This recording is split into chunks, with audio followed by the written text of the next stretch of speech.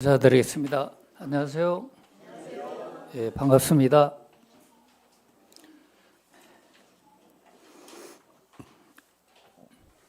예, 이제 계절적으로는 완전한 봄인 것 같습니다.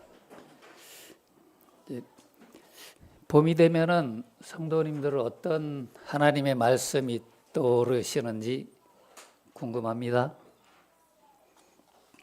여러 가지 말씀이 있겠지만 저는 이제 봄이 되면은 항상 하나님 말씀이 떠오르는 그런 구절이 있는데, 우리 한번 먼저 오늘 본문은 아니지만 한번 읽어보시고 본문으로 들어가도록 하겠습니다. 아가서 2장 10절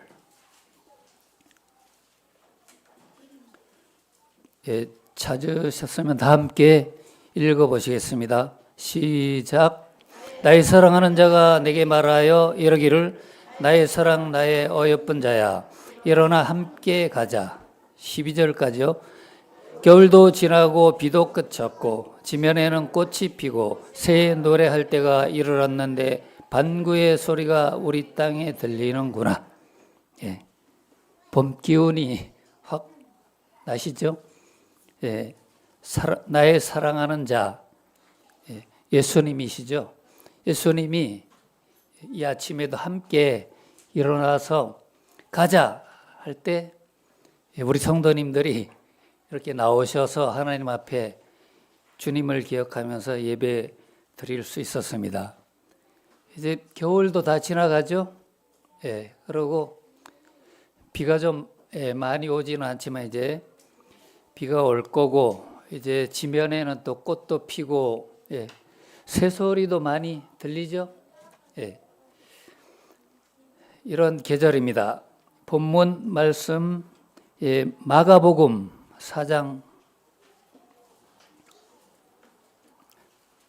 14장입니다. 마가복음 14장 1절로 72절까지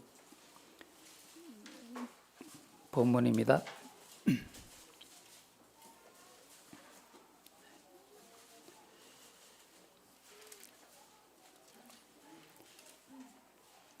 본문이 굉장히 길죠. 준비하시고 함께 한 절씩 교독하도록 하겠습니다.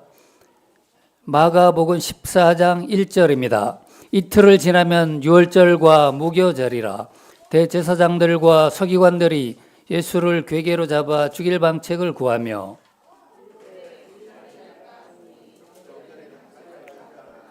예수께서 베다니 문둥이 시몬의 집에서 식사하실 때 한 여자아가 매우 값진 향유 곧 순전한 나드 한 옥합을 가지고 와서 그 옥합을 깨뜨리고 예수의 머리에 부으니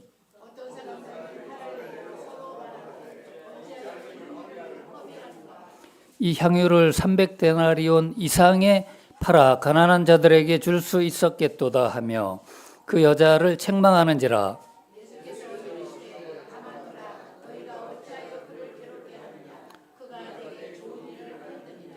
가난한 자들은 항상 너희와 함께 있으니 아무 때라도 원하는 대로 도울 수 있거니와 나는 너희와 항상 함께 있지 아니하리라.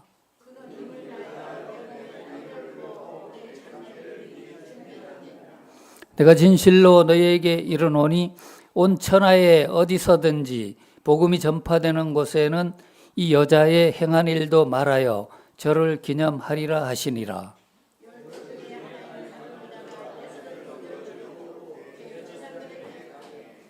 저희가 듣고 기뻐하여 돈을 주기로 약속하니 유다가 예수를 어떻게 넘겨줄 기회를 찾더라.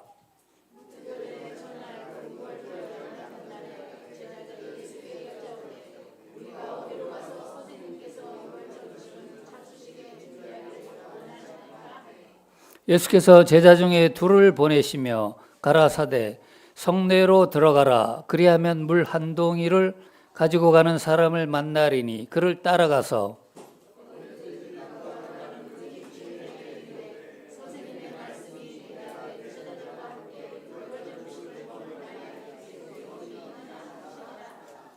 그리하면 자리를 베풀고 예비된 큰 다락방을 보이리니 거기서 우리를 위하여 예비하리라 하신대.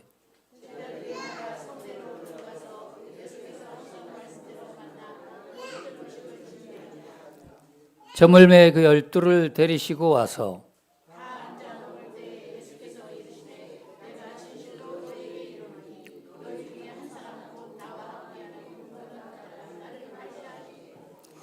저희가 근심하여 하나씩 하나씩 여짜오되 내니이까. 20절.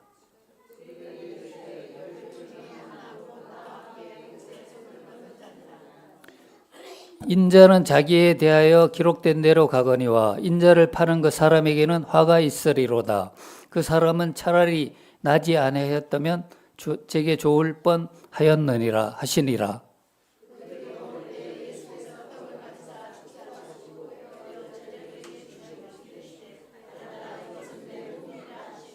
또 잔을 가지사 살해하시고 저희에게 주시니 다 이를 마시매.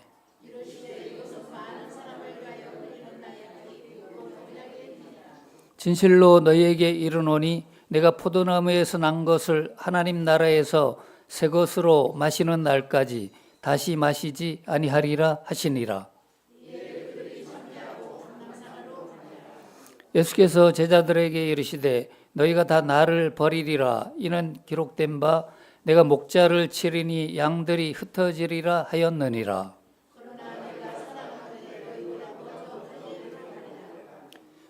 베드로가 여짜오되 다 버릴지라도 나는 그렇지 않겠나이다.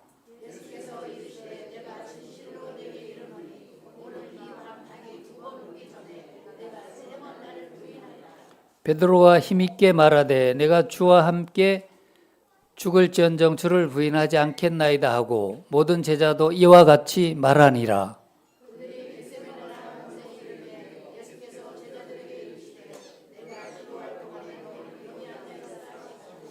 베드로와 야고보와 요한을 데리고 가실새 심히 놀라시며 슬퍼하사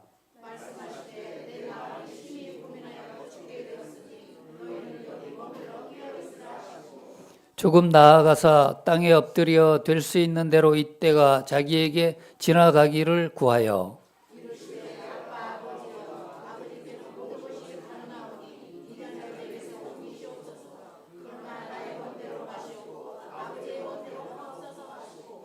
돌아오사 제자들의 자는 것을 보시고 베드로에게 말씀하시되 시몬아 자느냐? 내가 한시 동안도 깨어 있을 수 없더냐?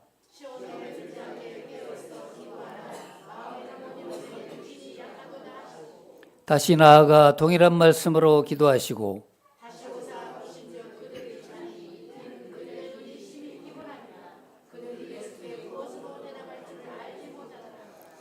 세 번째 오사 저에게 이르시되 이제는 자고 쉬라. 그만이다. 때가 왔도다. 보라 인자가 죄인의 손에 팔리우느니라.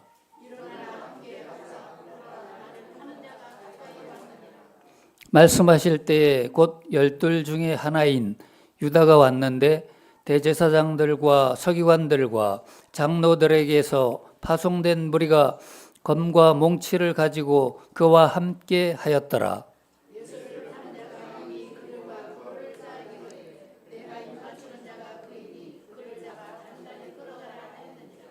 이에 와서 곧 예수께 나와 랍비어하고 입을 맞추니 곁에 섰는 자 중에 한 사람이 검을 빼어 대제사장의 종을 쳐 그 귀를 떨어뜨리니라.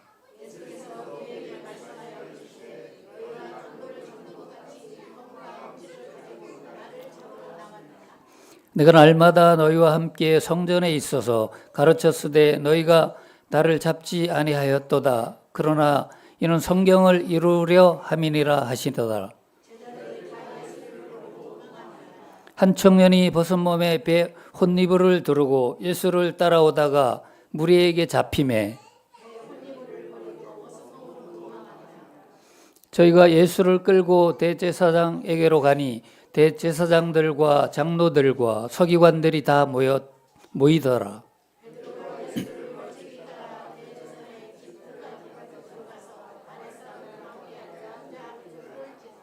대제사장들과 온 공회가 예수를 죽이려고 그를 칠 증거를 찾되 얻지 못하니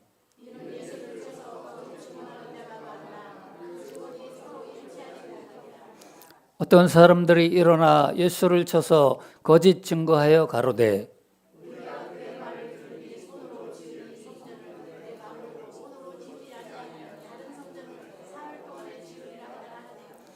오히려 그 증거도 서로 합하지 않더라.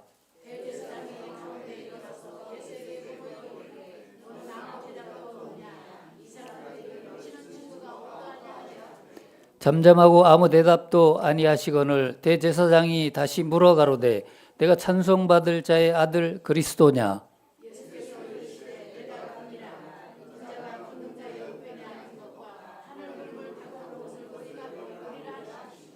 대제사장이 자기 옷을 찢으며 가로되 우리가 어찌 더 증인을 요구하리요?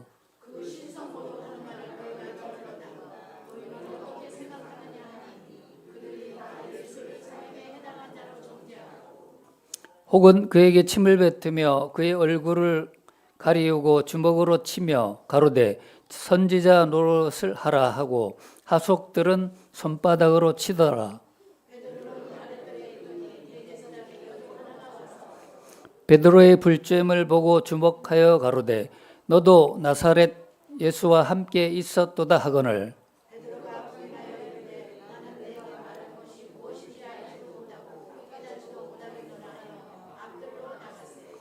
피자가 그를 보고 곁에 서 있는 자들에게 다시 이르되 이 사람은 그 당이라 하되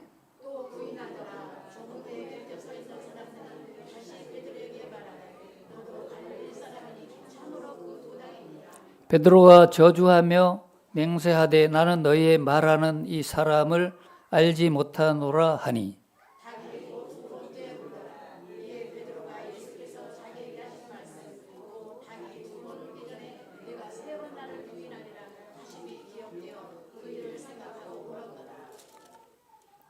수고하셨습니다. 혹시 잠드신 분 없죠? 예. 깨어 있으라 했는데 또 이게 성경을 읽으시면서 주무시면 안 되겠습니다.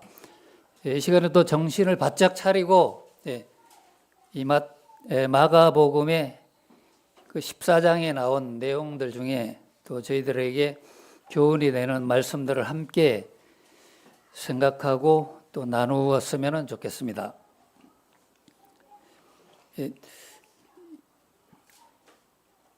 이 본문에 나오는 내용, 향유 사건도 있고 또 이제 최후의 만찬 내용도 나와 있습니다.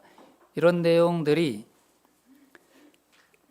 여기만 나오는 게 아니고 마태복음 26장 6절로 계속해서 이런 기록들이 또 나오고 있습니다. 함께 나중에 비교해 보시고 읽어 보시면 될 것 같아요. 또 마가복음 오늘 본문에도 나와 있죠. 그다음에 누가복음 7장 36절로 50절에도 보면 향유 사건 이런 부분이 나오죠.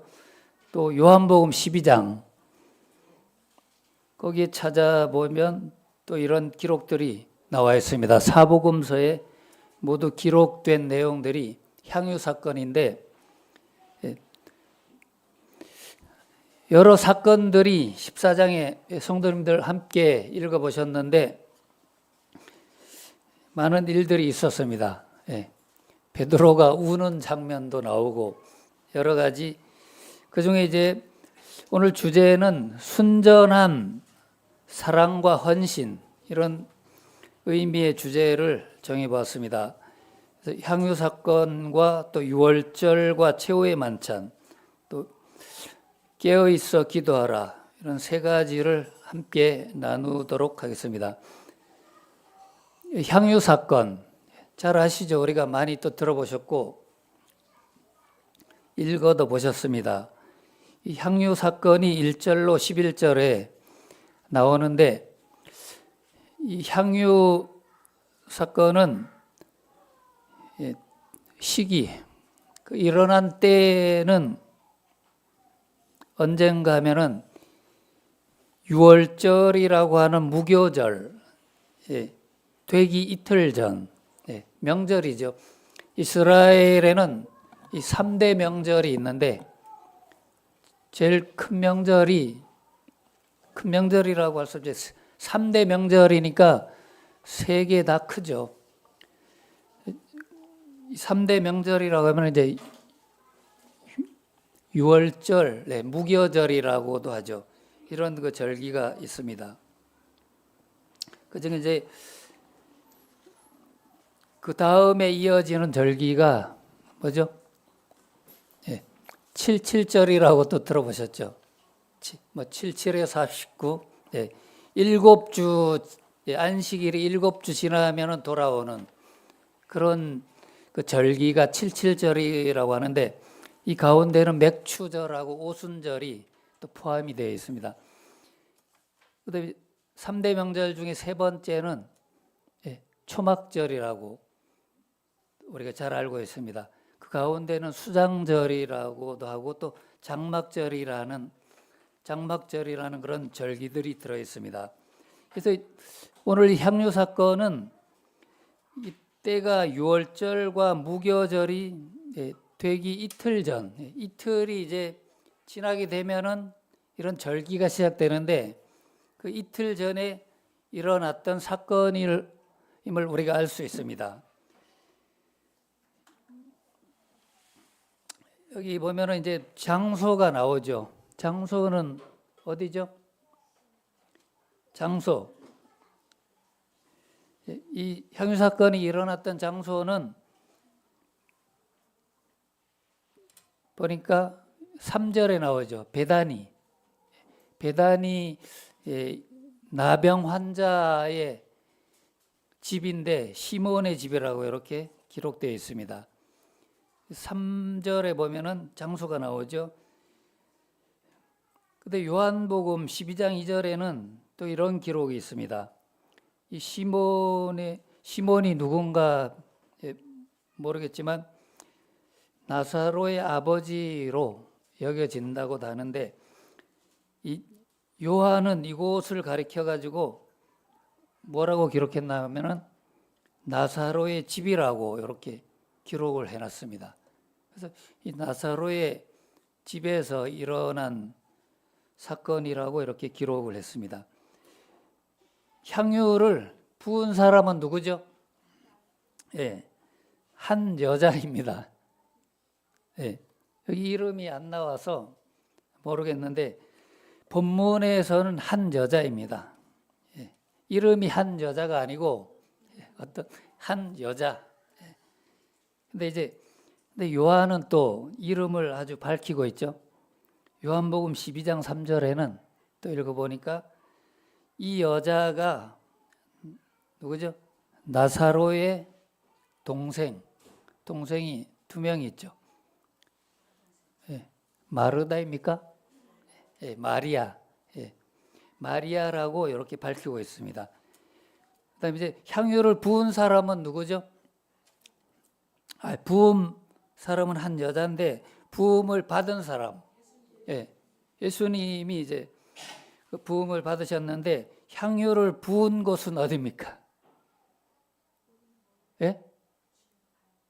발 손 들어보세요. 예, 머리 여기 이제 예수님 머리라고 또 이렇게 나와 있죠. 예. 그 다음에 향유, 향유의 이름. 향유의 이름은 뭐죠? 예. 뭐 여기 기록된 대로 순전한 나드. 뭐 정확한 거는 모르겠습니다. 근데 이제 그 여러 학자들이 그 향유의 이름을 이렇게 소개하고 있습니다. 아주 이 영어 스펠링이 긴 단어인데 읽어보겠습니다. 나르도스 타기스 자타만시.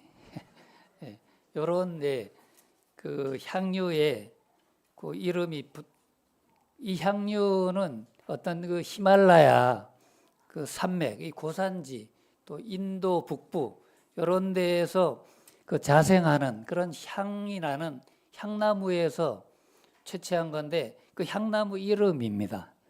예, 그런 이름인데 거기에서 채취한 향료인데 이 향나무는 팔레스타인, 이 이스라엘에는 재배되지 않는, 지금은 모르겠지만 예수님 당시에는 재배가 되지 않기 때문에 어떻게 할까요? 없으면은 수입해죠. 수입하면은 비싸지죠. 예. 그런데다가 또 채취가 어렵고 귀하기 때문에 값이 매우 비싸요. 그래서 채취하기도 어렵지만 고급 이 향유이기 때문에 상당히 비싼 값으로 우리가 알고 있습니다. 이런 그 향유를 가지고 이제 예수님 머리에 부은 이런 사건을 예수님은 귀하게 보셨기 때문에 오늘날 지금까지도 이 시간에도 이 여인의 이런 그 향유 사건을 계속 전파하고 또 증거되도록 예수님이 말씀하셨어요.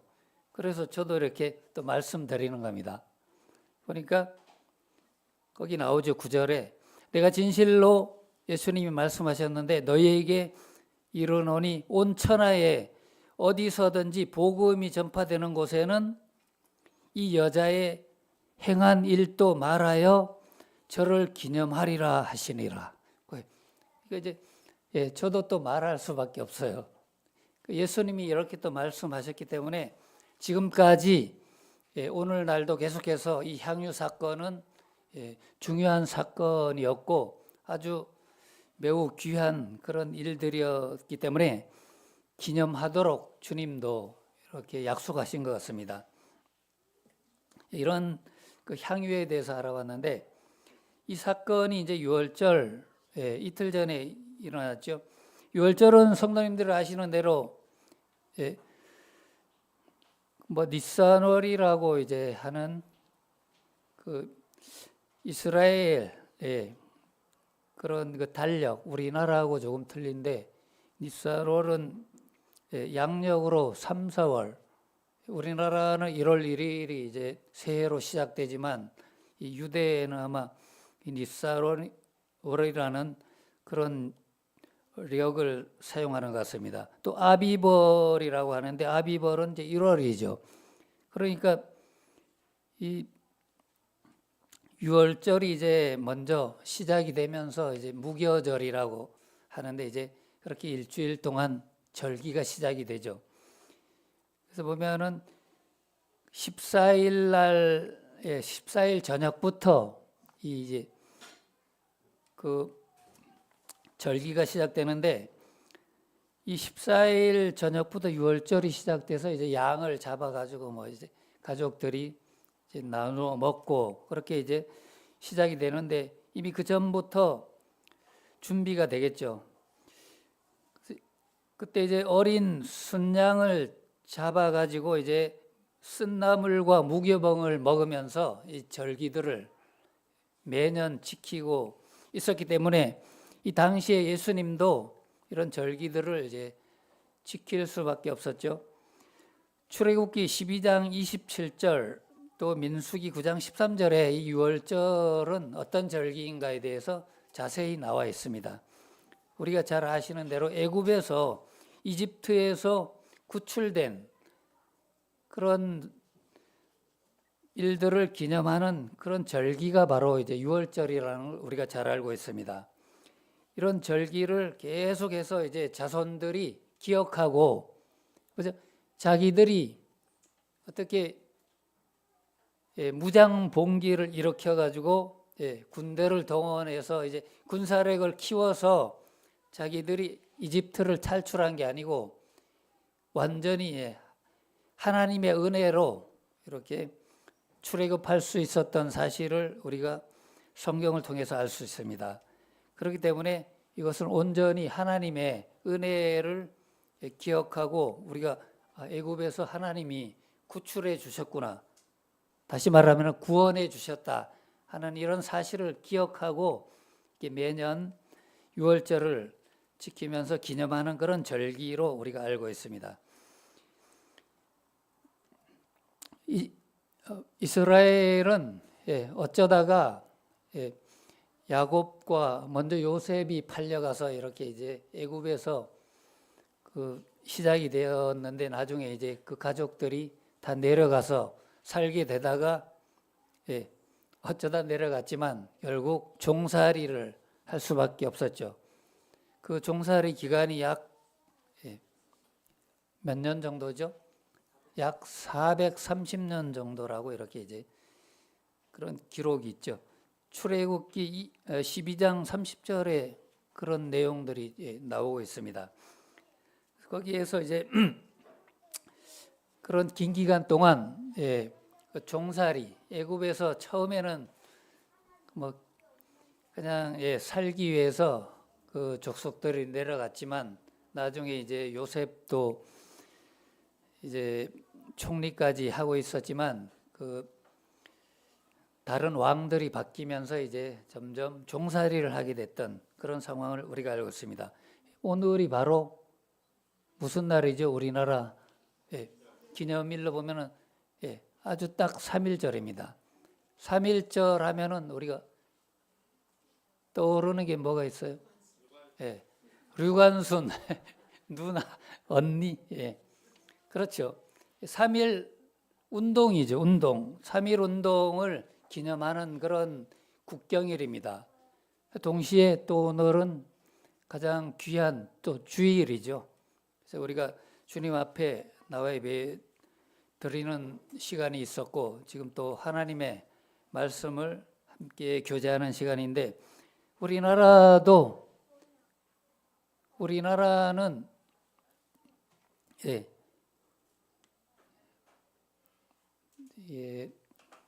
누구죠? 승민이한테 물어야 되겠네요. 대학생이 돼가니까. 우리 승민, 대한민국은 이제 일본이 우리나라를 지배했었잖아요. 그죠? 근데 얼마나 지배를 당했나요?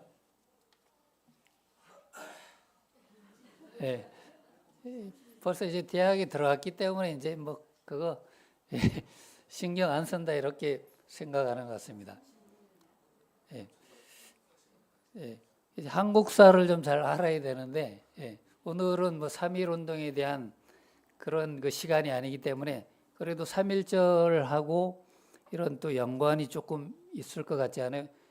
3.1 운동이 일어난 이유는 다름 아닌 우리가 일본이 우리나라를 강제로 이제 침략해서 지배를 한 그런 시간들이 있었죠. 그런 기간이 이제 약 36년이라고도 하지만 뭐 한국 사회에는 약 34년 11개월 17일 뭐 이렇게 또 기록되어 있더라고요. 날짜로 하면은 12,770일 뭐 이렇게 이제 그 기록이 되어 있습니다.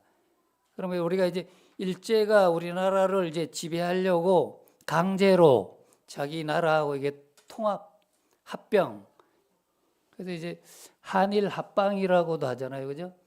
그러면은 일본이 우리나라를 강제로 무력으로 해서 통합한 연도는 언제예요? 승민이 대학 시험에 나왔을 텐데, 몇 년도예요? 한일 합방. 자기들이 강제로 우리나라를 아주 합병시켜가지고, 아주 기억이 이제 사라진 것 같습니다. 1910년생 우리 교회 아직 없으시죠? 다 이제 소천하셨지만 1910년 8월 29일 날 8월 29일에서 45년 8월 15일 해방되기까지 일본이 이제 지배를 했는데 이게 보니까 이제 근데 그 한일 강제 합병 조약은 그 전에 이루어졌겠죠. 8월 29일인데 8월 22일 날 조약을 강제로 체결해 가지고 이제 이게 발효된 날이 아마 8월 29일이라고 합니다. 그러면 이제 또 한 가지 3.1 만세 운동은 몇 년도에 일어났을까요? 이균 몇 년도에 일어났을까요? 이제 중학생 되면은 중학교 시험이 나오는데, 예? 예. 잘 모르겠으면은 옛날에 저희들이 공부할 때 이렇게 외워라. 아이고, 아이고, 죽겠다. 아이고, 아이고. 네. 1919년. 네. 참 슬픈 그런 날이기도 하고 또 왜냐면은 3.1운동 그 만세운동을 했다고 해가지고 해방이 되지 않았죠. 그러나 이제 너무 이게 고통을 주고 강제로 이제 그렇게 억압하고 문화, 언어 이런 것들 다 말살시키기 시작하니까 이제 그런 운동이 자발적으로 일어났습니다. 그래서 이제 1919년 이 오늘 같은 3월 1일 날 그냥 파고다 공원이나 또 저기 어디죠? 태화관에서 뭐 그런 그 뭐죠? 그런 독립선언서 뭐 이런 것들을 이제 준비해가지고 만세운동이 일어나가지고 삽시간에 이제 전국적으로 이렇게 퍼져가는 이런 운동들이 일어난 날이 바로 이제 오늘 그런 날을 기념하기 위해서 이 3.1절이라는 그런 중요한 국경일이 되었습니다. 이스라엘도 마찬가지죠. 근데 우리나라는 여기 약 40년도 안 되지만 거의 다 잃어버렸었는데 이스라엘은 430년이면 아마 지금의 이스라엘이 존재하지 않아야 정상인데 이 하나님은 창세기에 아브라함과 이삭, 야곱 등을 통해서 계속 언약을 지금까지 지켜 오신다는 사실을 이스라엘의 건국과 지금 이스라엘이 존재하는 이 사실이 바로 이 하나님의 살아계심을 증명하는 거죠. 이런 일들은 우리가 또 기억할 필요가 있습니다. 그래서 3.1 운동도 중요하죠. 그래서 이 이스라엘의 이 애굽 탈출도 굉장히 중요한 것 같습니다. 여기에 나오는 그 사람들 보니까 세 부류의 사람들이 나오는데 종교 지도자들도 나오죠. 또 한 여자가 나왔고 또 어떤 사람들도 나옵니다. 이 어떤 사람도 좀 눈여겨봐야 됩니다. 그 다음에 이제 예수님이 나오는데 이 세 부류의 사람들이 나오는데 종교 지도자들은 이제 예수님을 그 십자가에 어떻게 하면은 이런 예수님의 잘못된 이런 약점들을 이제 잡아가지고 십자가에 넘겨줄 죽일 계획, 흉계라고도 하죠. 악한 이 꾀를 계획하는 이런 자들이 사실 종교 지도자들은 오히려 성경인 하나님 말씀을 또 기록하고 보존하고 이렇게 전해야 될 이런 대제사장들과 서기관들 이 사람들이 이제 오히려 그런 악한 일들을 하고 있는 사실을 우리가 알 수 있습니다. 1절에 그런 사실을 알 수 있죠. 한 여자 이 와중에 또 한 여자는 그저 값비싼 나드향의 한 병을 깨뜨려서 예수님의 머리에 부어드리는 그런 일들이 또 있게 되고 어떤 사람들이 또 나오죠. 이 어떤 사람은 마태복음 26장 8절에 이름이 나와요. 근데 여기에는 어떤 사람이 나오죠. 자, 이렇게 예수님께 이 귀한 그 향유를 머리에 이렇게 부어 드리니까 어떤 사람들이 좀 꾸짖는 책망, 이 마리아를 책망하는 그런 일이 있습니다. 보니까 여기에 4절에 이제 어떤 사람이 나오죠. 그 사람은 다름 아닌 요한복음 12장 4절 5절에도 이름이 기록되어 있습니다. 그래서 어떤 사람들의 주도자는 누굴까 생각했더니 가롯 유다, 유다가 주동자라고 할 수 있습니다.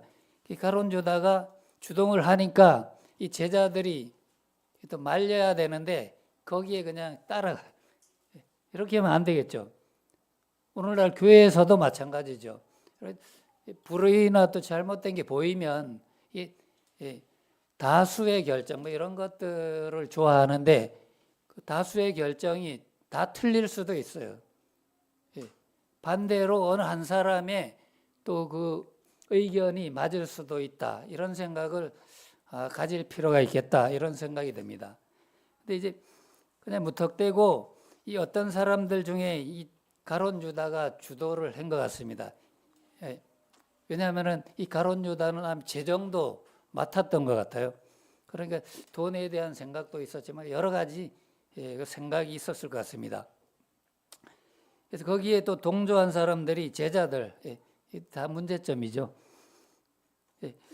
그래서 가룟 유다가 이제 그런 불의에 속했고 예수님의 반응을 한번 보시면은 예수님은 그 제자들과 그 어떤 사람들의 그 책망을 이렇게 말씀하셨습니다. 가만둬라. 가만 놔둬라. 왜 책망하느냐 하면서 이 여인이 어떻게 해요? 예수님께 어떤 일을 했습니까? 좋은 일을 했다. 이렇게 칭찬하면서 책망하지 말고 가만 놔두라고 하셨습니다. 이 제자들은 이제 화를 내면서 그죠? 어찌하여 이 향유를 허비하느냐? 우리가 볼 때는 이제 두 상황이 이럴 수 있습니다. 주님을 위해서 이 마리아는 자신의 모든 것을 가지고 옥합을 깨트려서 이 향유를 이렇게 부어드렸는데 이 가룟 유다를 포함해서 제자들은 요거를 낭비라고 봤어요. 이런 생각의 차이가 있죠. 교회에서도 마찬가지죠. 이게 주님 일을 이제 참 열심히 하는 성도들이 있는데 어떤 또 성도들은 이게 뭐 저 성도가 또 왜 저렇게 또 뭐 나서냐 아니면 또 뭐 이런 또 그 비난 아닌 그런 것도 할 수 있어요. 근데 이런 것들은 또 우리가 하면 안 되겠죠. 그 나중에 우리가 잘 판단을 해서 좋은 일이죠. 그래서 예수님은 좋은 일 정도가 아니라 앞으로 예수님이 십자가에 달리셔서 죽으실 것과 또 이 장례를 위해서 준비한다 이런 말씀까지 하셨는데 이 차이가 뭐죠? 이미 마리아는 그런 생각까지 미래를 바라보고 이제 앞으로 일어날 일들을 생각하면서 그런 헌신을 했는데 이 여전히 제자들은 얼마나 따라다녔죠? 3년간 따라다니면 이제 예수님이 척하면은 알아채야죠. 이제 눈치가 있어야 되는데 여전히 3년간 따라다니면 뭐예요? 예수님을 본받고 예수님의 뜻을 충분히 알 수 있을 텐데 여전히 다른 생각들을 하고 있었기 때문에 이런 생각조차 못했던 것 같습니다. 이런 결과가 났죠. 종교 지도자들은 이제 자기들의 그 임무에서 벗어났죠. 마리아의 헌신하고 헌신이 주님에 대한 사랑이죠. 헌신과 사랑이 우연히 일어났을까요?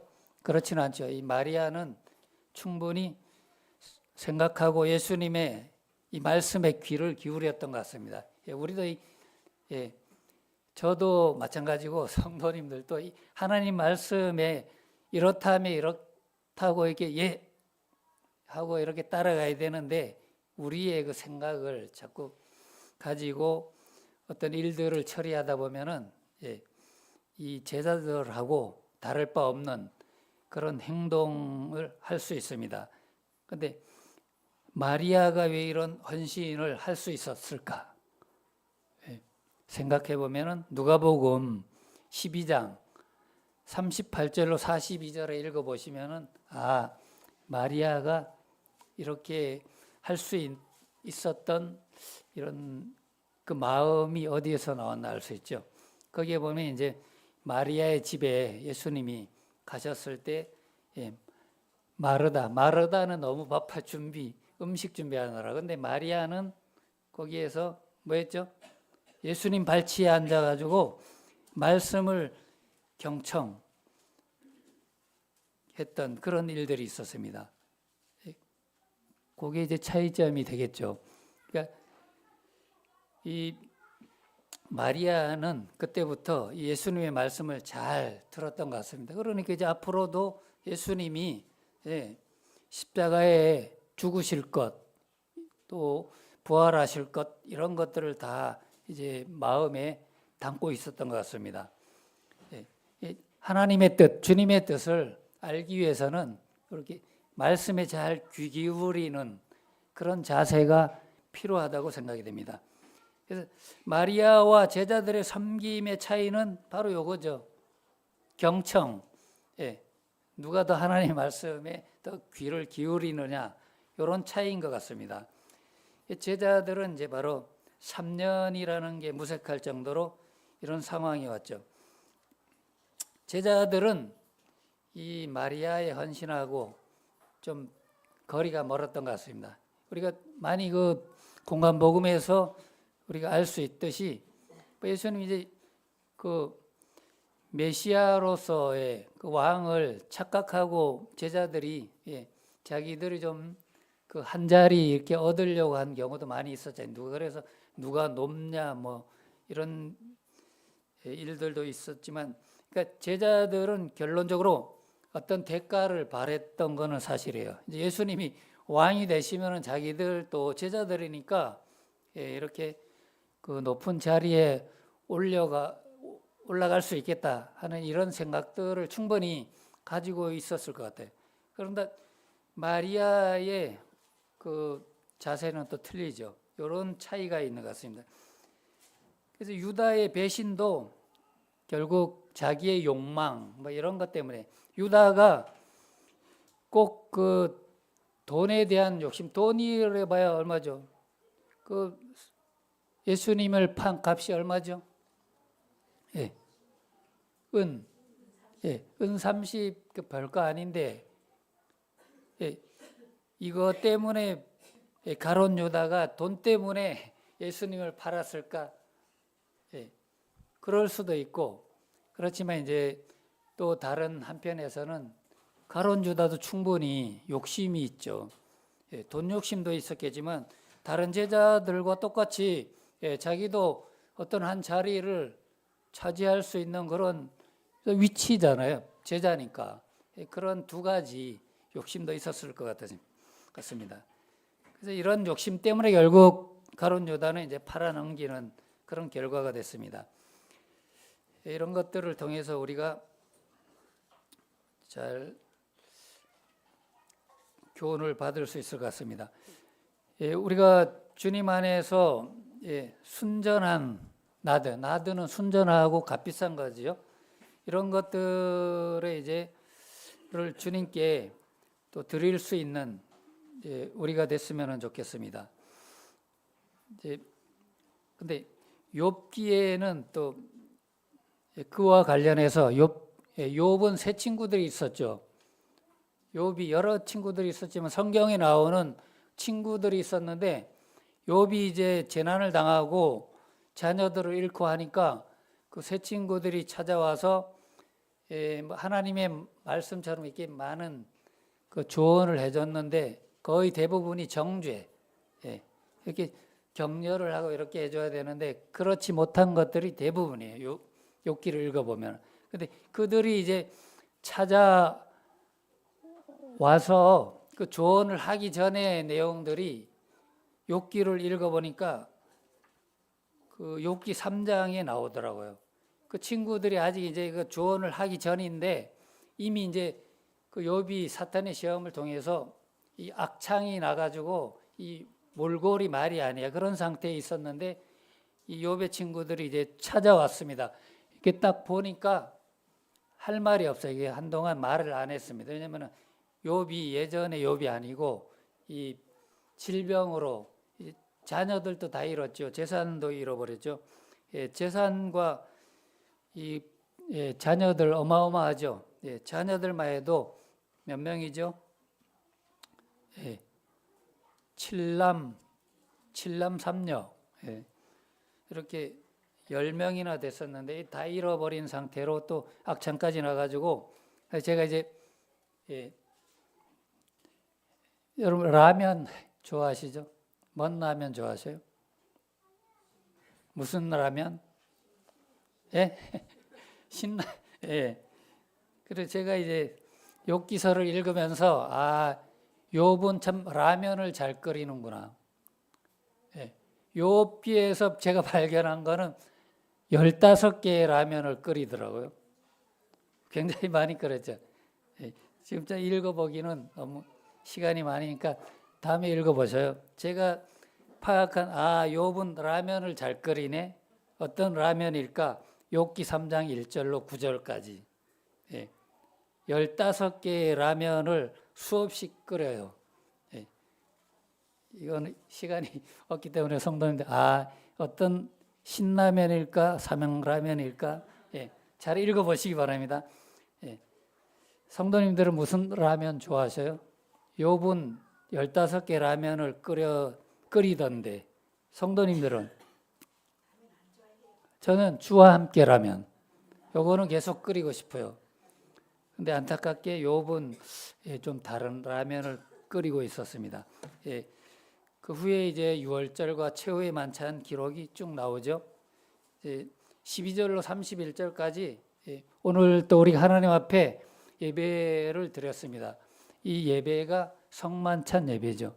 저는 이제 예전에 우리 이제 모임이 만찬 예배로 계속 이어오는데 몇 년 전부터는 생각이 들기를 이거는 그냥 만찬이 아니다. 예수님이 이 만찬을 제자들과 나눌 때는 그냥 평범한 저녁 식사 중에 만찬이었는데 우리가 지금 드리는 예배는 이거는 그냥 만찬이기에는 너무 부족하다. 거룩한 하나님이신 주님께서 죽으시고 또 부활하시고 다시 오실 주님을 기억하고 기념하는 이런 그 만찬 그 예식 또 이 예배인데 우리가 그냥 이 만찬 아니면 식사 이 정도 가지고는 안 되겠다. 그래서 정말 거룩한 성만찬이라고 생각을 했습니다. 이 유월절 의식에서 이제 바뀐 게 바로 성만찬이죠. 우리가 지금 이제는 옛날 구약 시대처럼 유월절을 지킬 필요가 없죠. 이미 예수님께서 유월절 어린 양으로 모든 제사들은 끝이 났기 때문에 새로운 이제 새 언약의 그 성만찬 의식이 이제 행해지고 있습니다. 그래서 오늘 오전 시간에도 하나님 앞에 또 주님 앞에 주님의 죽으심 또 다시 오심을 우리가 기억해서 예배를 드렸습니다. 이런 것들을 이제 변했다는 사실을 우리가 알고 있습니다. 구약의 유월절 음식들이 이제 몇 가지 있었죠. 뭐죠? 이제 뭐 1년 된 흠없는 1년 된 수컷 양이나 염소 이런 것들을 이제 그 동물이 죽임을 당해서 이제 핏불을 당하고 그다음에 또 쓴나물과 무교병을 먹게 됐죠. 다 잘 아시는 내용입니다. 쓴나물을 먹어봐야 이게 쓰다 고통이죠. 애굽에서의 고통들을 기억하라는 의미에서 아마 유월절에 이런 음식들을 먹었습니다. 또 무교병 이런 효소를 넣지 않은 빵들을 또 먹게 됐죠. 그 유월절 기간에. 그러면 그 당시 탈출할 때 미처 누룩을 넣어서 빵을 발효시켜야 이게 부풀어 오르는데 그럴 시간이 없죠. 급하게 빨리 나가야 되니까 탈출하느라고 그런 긴박한 상황도 우리가 알 수 있습니다. 누룩은 죄를 상징하니 그러니까 이 죄, 애굽에서의 그 죄악된 삶 이런 것들이 다 청산된 사실을 기억하고 유월절 기간에 감사하는 그러니까 똑같이 오늘날도 우리가 예배 드리는 시간에 우리가 강구에 뭐 기도를 한다거나 누구를 어떤 성도를 축복하는 기도 이런 것들을 예배 시간에 하지 않죠. 똑같이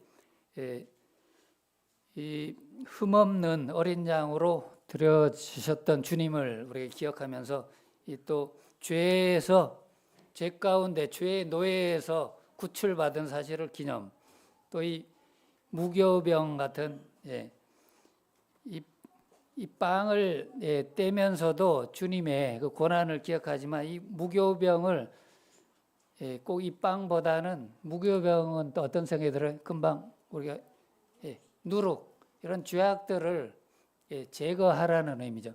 이런 것들을 제거한 다음에 주님 앞에 나와서 예배드리는 이런 자세. 그러니까 이제 성경에 많이 나오는 옛 생활, 옛 성품들 이런 것들을 이제 제거를 할 필요가 있습니다. 이런 것들을 그대로 가지고 나오면 안 되겠죠. 그렇다면은 이 유월절의 의미가 무교병이듯이 그렇게 된다면은 누룩을 넣은 빵이 되겠죠. 우리는 이제 이 누룩 같은 죄악들을 또 가지고 나오면 안 되겠습니다. 설령 그런 일들이 일주일 동안 있었다 할지라도 또 나와야 됩니다. 그런 것들, 그런 것들 때문에 주님이 또 죽으셨기 때문이죠. 그럴 필요가 있습니다. 그래서 이 최후의 만찬 22절로 25절에는 이제 주님이 제정하신 만찬 때 제정하신 것이 바로 성만찬입니다. 우리 그 교회들이 일방적으로 이렇게 합시다 해서 정해서 드려지는 게 아니죠.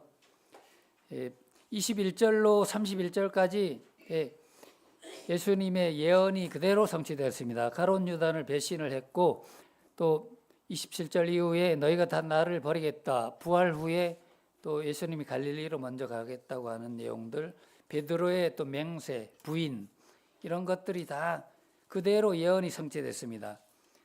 베드로는 참 힘있게 주님 앞에 주님을 부인하지 않겠다고 약속을 했지만 베드로는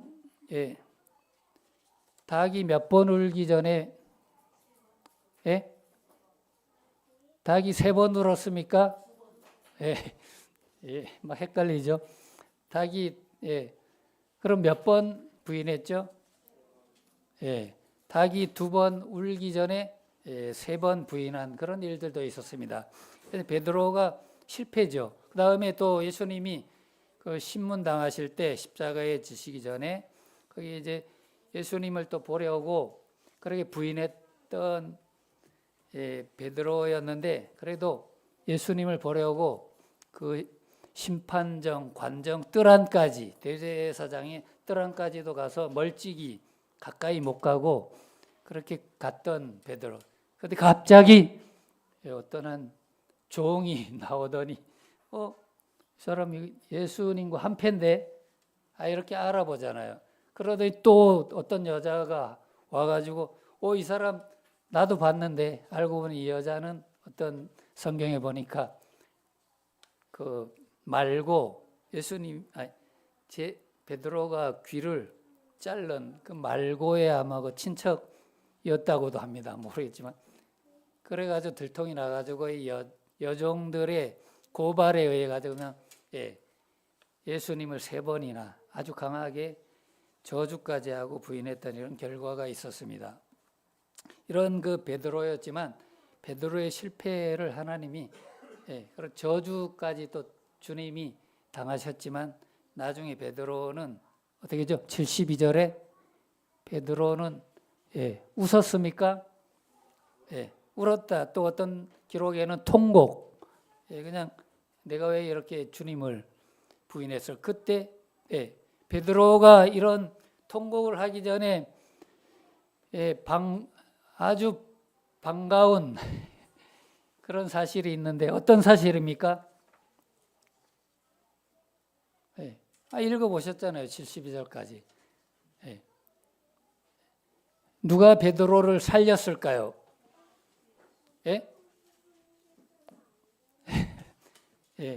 뭐 제가 그 만든 문제인데 닭이 베드로를 살렸습니다. 닭이 마침 2번 울어줬기 때문에 베드로는 닭이 2번 꼭 끼워하고 우는 순간 베드로는 누가복음 22장 62절에 그런 기록이 나옵니다. 닭이 울 때 예수님이 베드로도 봤어요. 베드로를 딱 봐도 눈이 마주쳤겠죠. 자기를 부인한. 그때 예수님 말씀이 닭이 우니까 그때 딱 기억이 났어요. 그거 이제 부인할 거라고 예고를 했는데 이런 결과가 났습니다.